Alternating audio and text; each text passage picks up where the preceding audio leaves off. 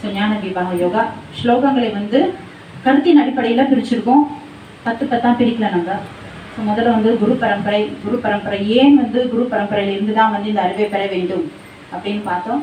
அதுக்கப்புறம் அதோட முக்கியத்துவம் என்ன, வர்ணாசிரம தர்மா இதெல்லாம் வந்து போன வாரம் பார்த்தோம். அப்புறம் யஜ்யம் இதில் தான் முடித்தோம் நம்ம இல்லையா. யஜ்யத்தில் வந்து முடித்தோம். யஜ்யத்துலேருந்து இன்னைக்கு வந்து கண்டினியூ பண்ணலாம். அடுத்த ஸ்லைட் போவோம் நம்ம. 3வது அத்தியாயம் 4வது அத்தியாயம் கனெக்ஷன் பார்த்தோம் இல்லையா. அதில் வந்து மனம் வந்து மனதை கட்டுப்படுத்துறது வந்து சாதாரண விஷயம். அர்ஜுனரே சொல்கிற காற்றைக்குள்ளே கட்டுப்படுத்திடலாம், ஆனால் மனதை கட்டுப்படுத்துறது ரொம்ப கடினமான விஷயமா இருக்கே அப்படின்னு மனநிலை மருத்துவர்கள் வந்து நம்ம ஊரில் வந்து பெருகி கொண்டே போய்கிறார்கள் நாளுக்கு நாள். ஒவ்வொரு தெருவுக்கும் வந்து முன்னெல்லாம் வந்து மண் பீர் ஆலயம் கோயில் இருந்தது, மண் பீர். ஆனால் இப்போல்லாம் வந்து ஒவ்வொரு தெருவுலையும் வந்து நிறைய ஹாஸ்பிட்டல்ஸ். கரெக்டாக தெருக்கு ஏதாவது ஒரு ஹாஸ்பிட்டல் இந்த மாதிரி உடல்நிலை சம்மந்தப்பட்ட விஷயங்கள் தான் வந்து நமக்கு நிறைய இருக்குது. மருந்துகள் வாங்கணும்னா மருந்து கடை, ஃபார்மசி இதுதான் நிறைய இருக்குது.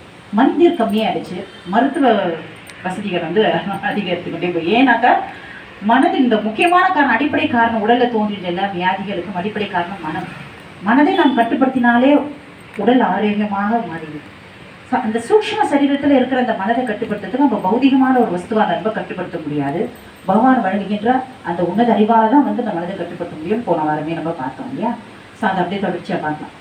ஸோ சூக்ஷ்ம சரீரத்தில் இருக்கிற மனம், mind, intelligence false your come மனோ புத்தி தேவச்ச பகவான் சொல்கிறார் இல்லையா. ஸோ சூக்ஷ்ம சரீரத்தில் இருக்கிற ஒரு விஷயத்தை நம்ம கட்டுப்படுத்தணும்னா அதை விட சூக்ஷ்மமான ஒரு பொருளாக தான் வந்து நம்ம கட்டுப்படுத்த முடியும். ஸோ அந்த பௌதிக பொருளாக வந்து நம்ம கட்டுப்படுத்த முடியாது. ஸோ அதுக்கு நமக்கு இந்த உன்னதறிவு ரொம்பவும் அவசியமானது. அடுத்த ஸ்லைட் போகணும். பகவான் வந்து முதல்ல யாருக்கு இந்த ஞானத்தை வழங்கினார் போன வாரம் பார்த்தோம். விவஸ்வான் சூரிய தேவருக்கு முதல்ல இந்த ஞானத்தை வழங்கினார்.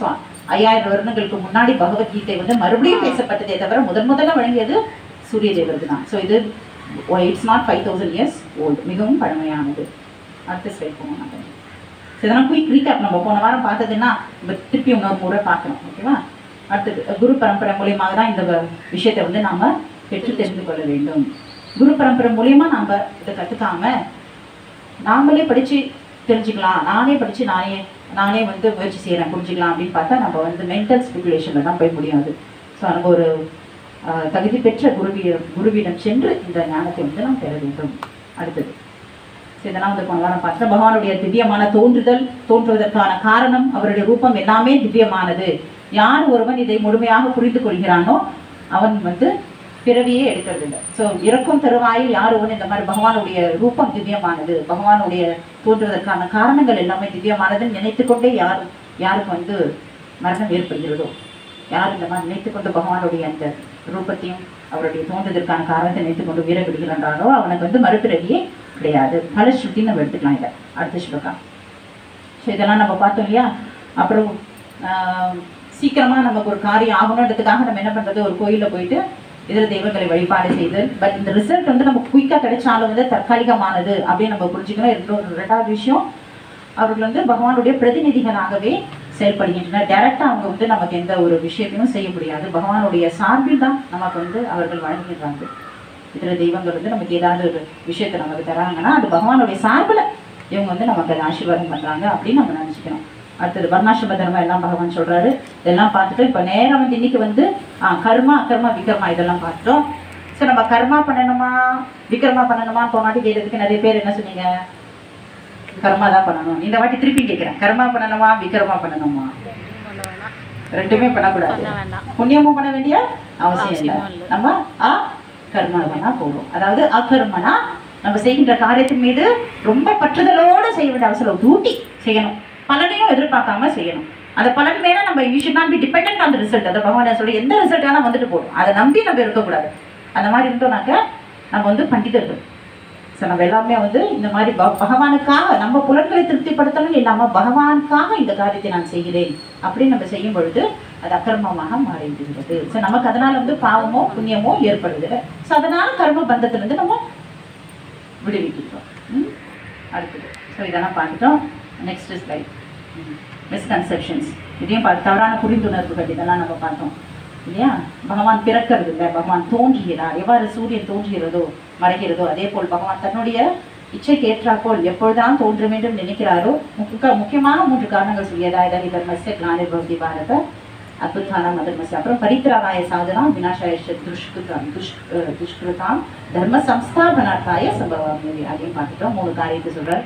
காரணங்கள் சொல்லினா முக்கியமான காரணம் பரித்ராணாய சாதனா பக்தர்களுக்காக வருகிறார். பக்தர்கள் பகவானை பிரிந்து துன்பப்படும் பொழுது பகவானும் அந்த விரகத்தில் இருக்கும் பக்தனுடைய துயரத்தை தீர்ப்பதற்காக பகவானும் தோன்றுகிறார். அதை பார்த்துட்டோம். அடுத்தது இப்படி எல்லாம் பார்த்துட்டு இன்னைக்கு யஜ்யத்திலிருந்து நம்ம கண்டினியூ பண்ணலாம். அந்த யஜ்ய ஸ்லைட் ஓகே. ஸோ யஜ்யனா என்ன இன்னைக்கு பார்க்கலாம். இதுல இருந்து நம்ம இன்னைக்கு கிளாஸ் வந்து அழகா 2 வீடியோவோட வந்து இப்படிங்களா. அந்த வீடியோ இந்த பிளே ஆகுமா தெரியல. வீடியோ ஸ்டோர் பண்ணிட்டு வந்தேன். பிளே ஆகுமா? ஓகே. யஜ்யானா முதல்ல என்னன்னு பார்க்கலாம். ஸோ ஒருத்தர் வந்து ஒவ்வொரு விதமாக வந்து யஜ்யத்தை செய்கின்றனர்.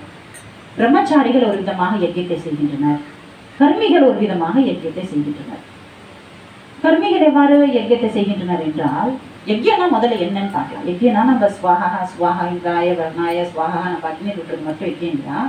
எந்த காரியத்தையும் ஒரு பலனை எதிர்பார்த்து ஸ்பிரிச்சுவல் பெனிஃபிட்டுக்காக எந்த காரியத்தை பண்ணாலும் அதுவும் யஜ்யம் தான். What ever maybe the activity, என்ன காரியம் வேணாலும் இருக்கலாம்.